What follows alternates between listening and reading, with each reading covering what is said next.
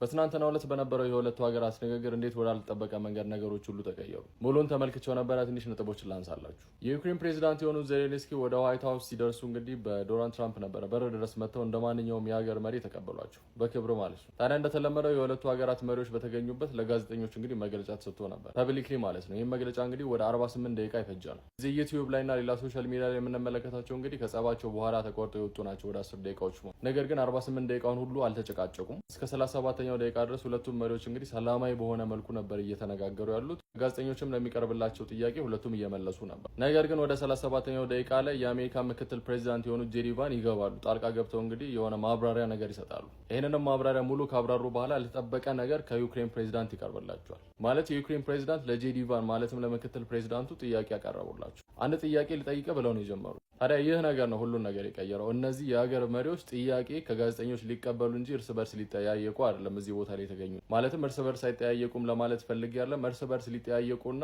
ነገሮችን ኒጎሽት አድርገው ሊፈቱ የሚችሉት ፕራይቬትሊ ነበር። ነገር ግን የአሜሪካ ሚዲያና የዓለም ሚዲያ በተሰበሰበበት ጥያቄ እርስ በርስ መጠያየቅ ጀመሩ። የዛን ጊዜ ነው ነገሩ የተበላሸው። ታዲያ ከሀገር መሪነት ወደ ጥያቄ አቅራቢነት የተቀየሩት ማለት ፐብሊክሊ ማለት ነው። ዜሌንስኪ ለቫይስ ፕሬዚዳንቱ ጥያቄ ያቀርብላቸዋል። በዚህም እንግዲህ ዶናልድ ትራምፕ እጅግ በጣም ተናደው ሲያዳምጡ ነበረ።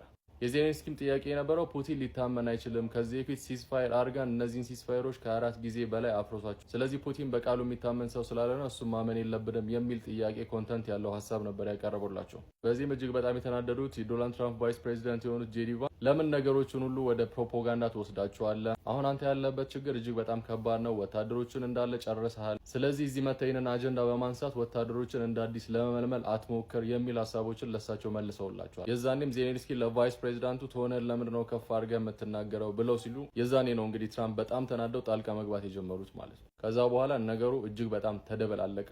ማለት ስድብ ቀረሽ የሆነ ነገር ነበር የተነጋገሩት። ያልተነሳ የአሜሪካ መሪ የለም። ከቡሽ ጀምሮ ኦባማ፣ ሂለሪ እንዲሁም ጆ ባይደንን ጨምሮ ብዙ ነገሮች ተነግሯል በዛ ቃለ ምልልስ ወቅት። እናም ነገሮች ባልጠበቀ መንገድና ባልታሰበ መንገድ እንዲሄዱ የምታውቁት እኚህ ከላይ የምትመለከቷቸው እንግዲህ የዩክሬን አምባሳደር በአሜሪካ ናቸው። ራሳቸውን መቆጣጠር አቅቷቸውና ደንግጠው እንደዚህ አቀርቅረው ነበር እንደምትመለከቱት ማለት ነው። እናም በራሳቸው መሬት ላይ እንዲሁም በራሳቸው ቢሮ በዋይት ሃውስ በኦቫል ኦፊስ ውስጥ ትራምፕ እንደተናገሩት እኔና የአሜሪካን ሕዝብ የሚያዋርድ ነገር ተፈጽሟል ብለው ያሰቡት ዶናልድ ትራምፕ እንግዲህ ዜሌንስኪን ከዋይት ሃውስ እንዲወጣ አድርገውታል ተብሎ የተነገረ ይገኛል። በሁለቱም መካከል ሊደረግ የነበረው የከበሩ ድንጋዮች ላይ ስምምነት ሳይደረግ ቀርቷል። ዜሌንስኪን በአሜሪካን ታሪክ ዋይት ሃውስ በክብር ተቀብሏቸው በውርደት ሸኘቻቸው የመጀመሪያው የውጭ ሀገር መሪ ሆነዋል። ዶናልድ ትራምፕም ከዚህ ብሪፊንግ በኋላ የራሳቸውን ሀሳብ በትሩዝ ሶሻላቸው ላይ አንጸባርቋል። በዚህ ምሳቸው እንደተናገሩት ከሆነ ዜሌንስኪ ለሰላም ዝግጁ አይደለም፣ ዝግጁ በሆነበት ሰዓት ይመለሳል ብለው ተናግሯል። በተለይም ደግሞ ሂ ዲስሪስፔክት ዩናይትድ ስቴትስ ኦፍ አሜሪካ ብለው ተናግሯል ማለት ነው። ማለትም የአሜሪካን ህዝብና አሜሪካንን አዋርዷል የሚል ነገር ተናግረዋል። ታዲያ ለሁለቱም ጥያቄ ቀርቦላቸው ነበረ። ከዚህ በኋላ ትገናኛላችሁ ወይ? ይህ ነገር ተስፋ አለ ወይ? የሚል ጥያቄ ቀርቦላቸው ነበረ።